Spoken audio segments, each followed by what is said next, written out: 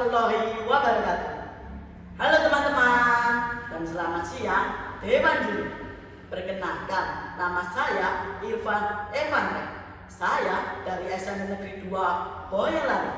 Di kesempatan kali ini saya ingin menceritakan sebuah cerita yang berjudul Ki Ageng Pandanarang Asal Usul Boyolali. Cerita ini diadaptasi dari Asal Usul Boyolali karya Muhammad Safruddin. Teman-teman, dengerin cerita aku ya.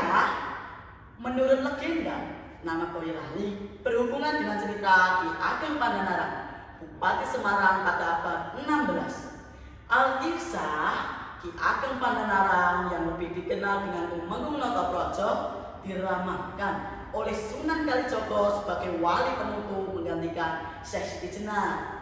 Oleh Sunan Kalijogo, Ki Ageng Pandanarang diutus untuk menuju ke Gunung Jabal Akab di Tembayan Klaten untuk siar agama Islam. Untuk memperluas wawasan dan mempertebal ilmu keagamaan yang Ki Ageng miliki, saya utus Anda untuk siar agama ke Gunung Jabal Akab. Kata Sunan Kalijogo pada Ki Ageng Pandanarang. Mohon maaf, Kanjeng Sunan. Gunung Jabal Akab itu ada di mana?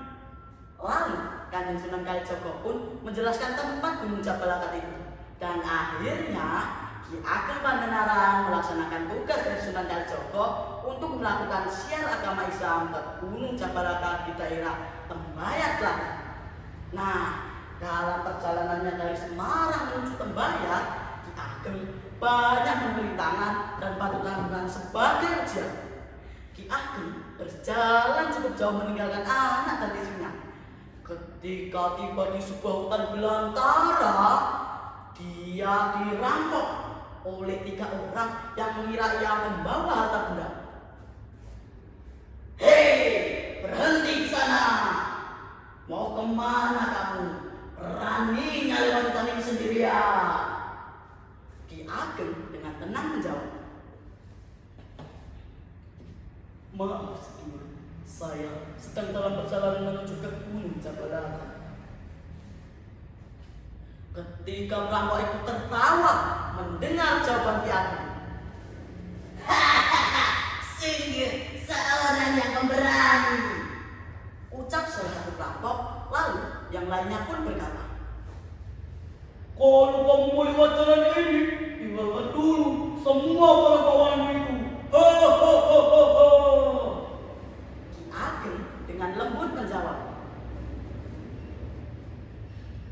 maaf sedulur, barang yang saya bawa ini bukanlah barang yang berharga. Ini hanya bekal perjalanan sedulur. Mereka tidak percaya dan akhirnya mereka merebut barang bawaan Ki Ageng.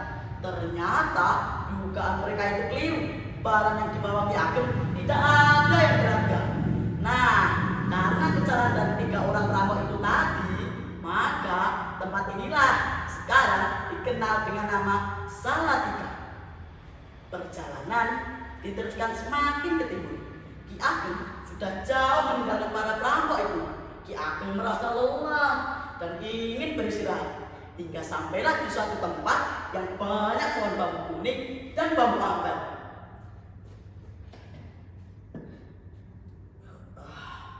Perjalanan ini cukup melelahkan. Aku ingin beristirahat sembari menunggu anak dan istriku. Seperti tempat ini sangat sejuk, cocok untuk aku beristirahat sebentar waktu. Lalu Ki Ageng pun beristirahat di tempat tersebut, dan tak terasa sudah cukup lama beliau beristirahat.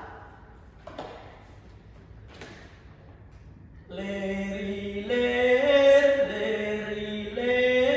tandure wis sumile ta ijo royo.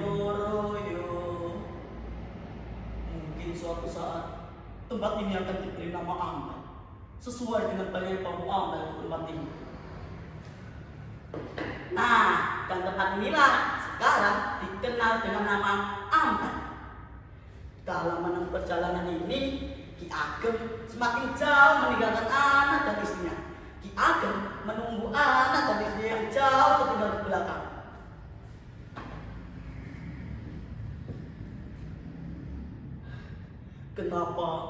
anak dan istriku belum terlihat dari sini. Apakah mereka tersesat atau lupa dengan tugas mulia ini? Aku heran pada mereka.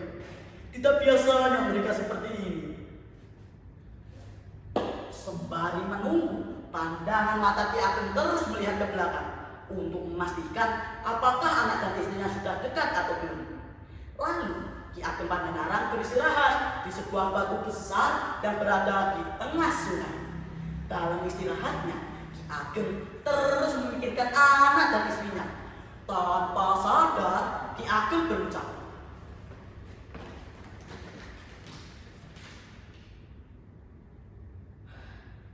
"Buaya wis lali."